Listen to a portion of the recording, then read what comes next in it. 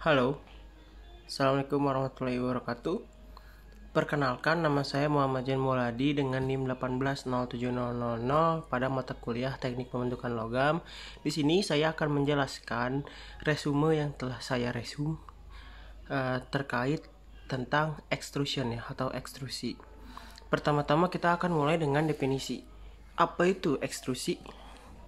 Menurut definisi, ekstrusi adalah sebuah proses pembentukan logam yang dengan cara menekan bahan logam pada sebuah rongga sehingga menghasilkan bentuk panjang dengan penampang yang sesuai dengan cetakan.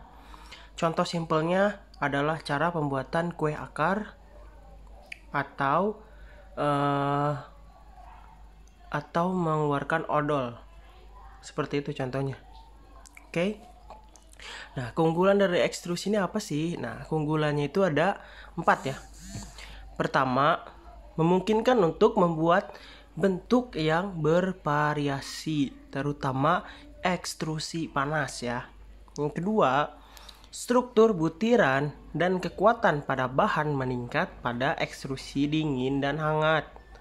Ketiga, toleransi itu ya baik ya, sangat mendekati, terutama pada ekstrusi dingin. Keempat, pada beberapa ekstrusi sedikit atau bahkan tidak ada material yang terbuang sedikit pun. Itu adalah keunggulan. Di antaranya adalah 4 keunggulan dari sebuah ekstrusi atau extrusion. Ya, yang kedua itu adalah tipe-tipe dari ekstrusi. Nah, tipe-tipe dari ekstrusi itu bisa dari arah. Pertama dari arah, kedua dari temperatur, dan ketiga itu dari equipmentnya. Kalau misalkan dari arah itu ada 2. Ada direct instruction dan indirect instruction. Kalau dari temperatur itu juga ada 2. Pertama ada hot instruction dan ada cold atau warm extraction. Bukan warm, cold extraction. Oke. Kalau dari equipment itu ada horizontal dan ada vertikal. Seperti itu. Nah, di sini saya akan menjelaskan dari arahnya dulu.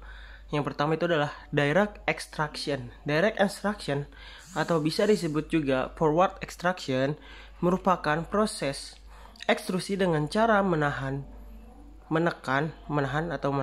bahan logam pada wadah menggunakan ram sehingga mengalir pada sebuah cetakan di ujung wadah. Nah, pada saat ram sudah mendekati ujung wadah, ada material yang tersisa yang disebut batt.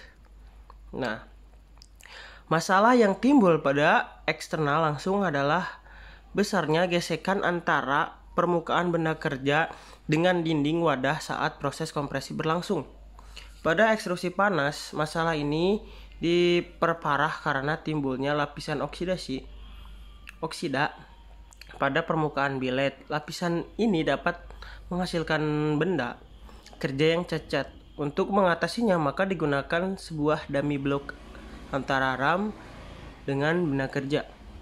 Pada ekstrusi juga memungkinkan untuk membuat rongga pada sebuah benda kerja. Pembuatannya dengan cara menambahkan mandrel pada ujung ram sehingga menghasilkan bentuk penampang tubularnya. Oke, yang tadi saya bilang itu sama seperti kita membuat kue akar. Jadi kita tekan. Nah, di itu aja ada sebuah cetakan tapi diameter yang lebih kecil sehingga akan membentuk gitu ya. Membentuk apa yang cetakannya di akhirnya, seperti itu. Lalu yang kedua ada indirect extraction. Indirect extraction atau disebut juga backward extraction, bisa juga reverse direct. Pokoknya kebalikan. Nah, yaitu sebuah proses ekstrusi dengan memasangkan cetakan pada ram sehingga benda keluar melalui lubang keluar pada arah yang berlawanan dengan ram.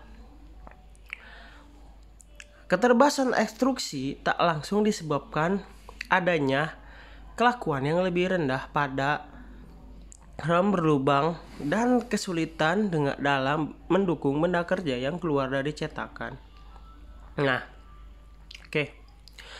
Kalau tadi direct berarti adalah searah, di mana kita ketika menekan ke kanan, hasilnya juga akan keluar ke kanan. Kalau indirect, ketika kita mengefusnya ke kanan, maka hasilnya akan ke kiri. Seperti itu ya, terbalikan dari direct. Nah, tadi kan ada, saya akan menjelaskan itu, yang tadi yang saya jelaskan itu tentang arahnya. Yang kedua ini ada sesuai temperatur, tadi dibagi dua, hot dan cold ya. Nah, hot extraction ini dilakukan dengan melakukan pemanasan pada benda kerja hingga mencapai titik temperatur rekristalisasi. Proses pemanasan tersebut dapat meningkatkan kekuatan benda. Selain itu juga gaya yang dibutuhkan RAM lebih kecil dan meningkatkan kecepatan RAM.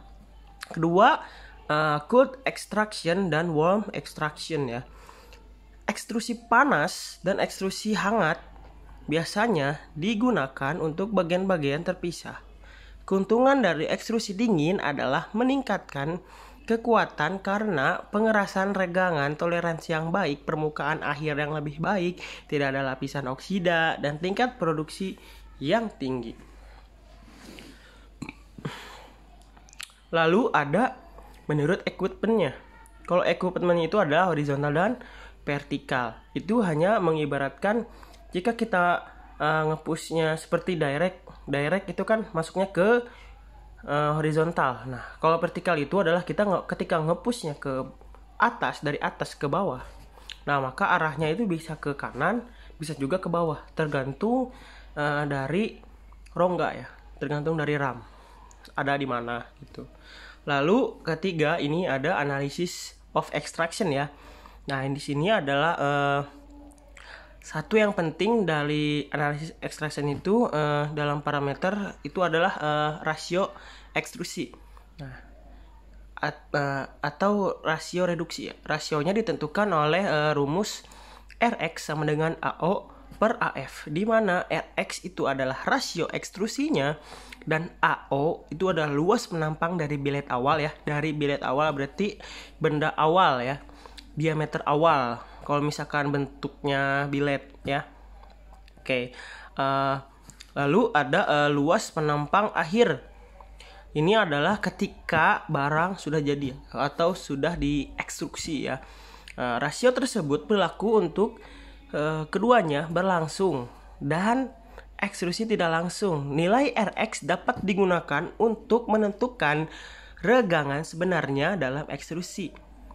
Diberikan bahwa deformasi ideal terjadi tanpa gesekan dan tidak ada pekerjaan yang berlebih. Nah, rumusnya adalah epsilon sama dengan ln Rx sama dengan ln AO per AF. Oke.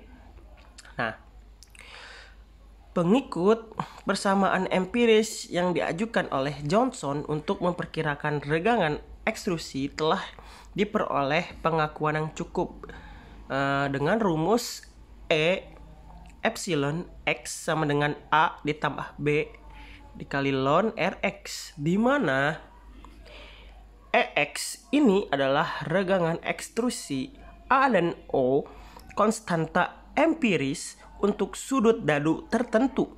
Nilai tipikal dari konstanta ini adalah A sama dengan 0,8 dan B 1,2 hingga 1,5.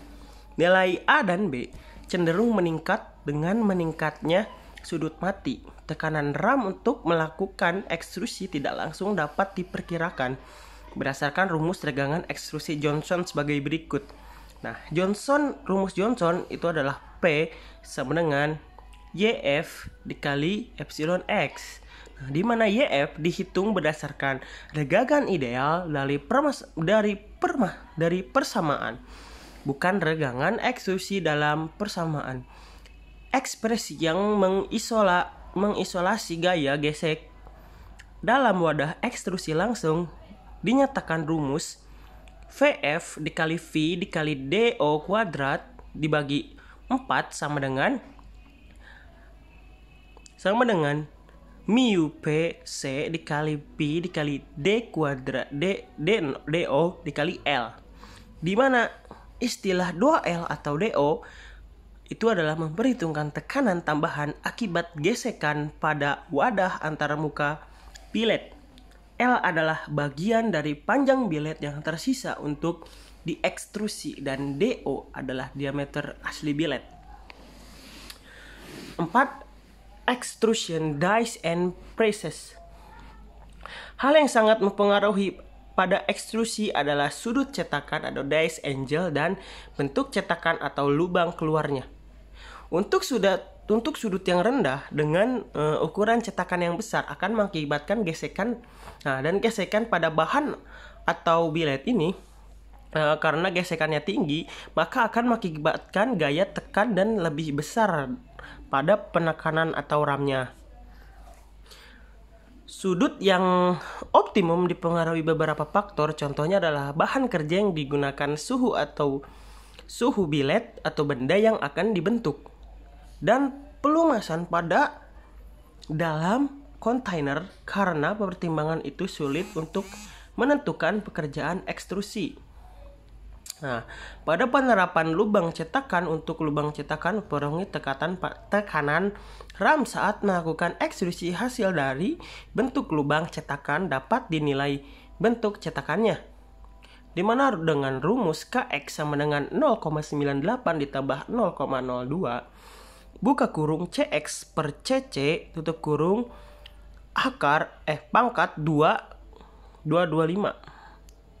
Oke, di mana Kx sama dengan faktor bentuk cetakan pada ekstrusi, Cx keliling dari penampang yang diekstrusi, Cc keliling lingkaran yang luasnya sama dengan bentuk ekstrusi berbeda dengan penampang yang berbentuk bulat untuk ekstrusi tidak langsung.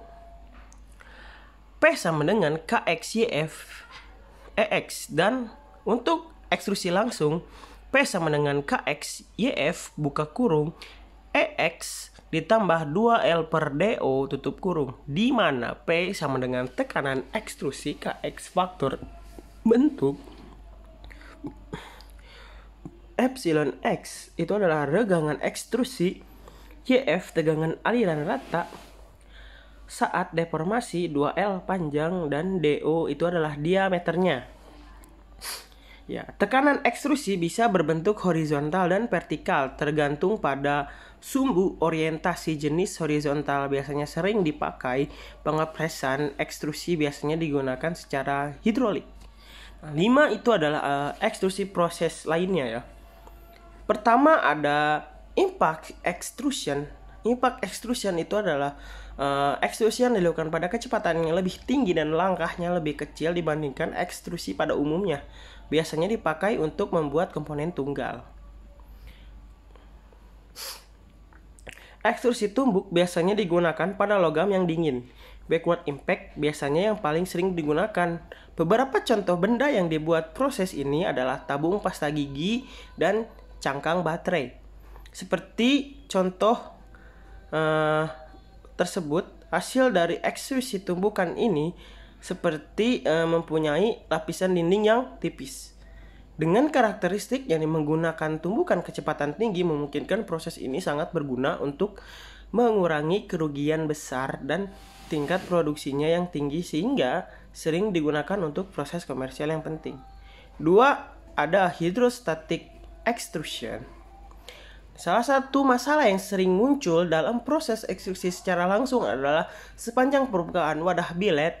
Permasalahan ini dapat diatasi dengan mengelilingi biled menggunakan cairan fluida di dalam kontainer dan menekan fluida dengan menggerakkan penumbuk maju menuju biled seperti gambar ini ya. Tidak bisa saya tampilkan karena laptop saya rusak, jadi saya presentasikan seperti ini. Dengan menggunakan cara ini tidak ada lagi gesekan yang terjadi dalam kontainer dan gesekan yang terjadi pada lubang keluar yang dapat berkurang. Selanjutnya itu adalah cacat pada benda ekstrusi. Cacat itu di sini ada 3 ya. Pertama ada center burst, kedua ada piping, ketiga ada surface cracking. Nah, kalau center burst, cacat ini terjadi pada retakan ya, adanya retakan oleh tegangan tarik sepanjang garis pusat benda kerja saat proses ekstrusi. Kalau piping, cacat ini karena ekstrusi langsung, biasanya oleh ekstrusi langsung. Sebutan lainnya adalah tailpipe dan pistailing karena berbentuk seperti ekor ikan yang terbalik. Oke, lalu ada surface cracking. Cacat ini terjadi karena benda kerja mengalami panas yang mengakibatkan benda mengalami retakan pada permukaannya. Biasanya terjadi karena kecepatan ekstrusi terlalu tinggi sehingga terjadi regangan dan panas tinggi. Beberapa faktor lain yaitu gesekan yang tinggi dan pendinginan benda kerja saat kondisi panas. Oke, terima kasih kepada semuanya yang telah mendengarkan video ini. Waalaikumsalam warahmatullahi wabarakatuh.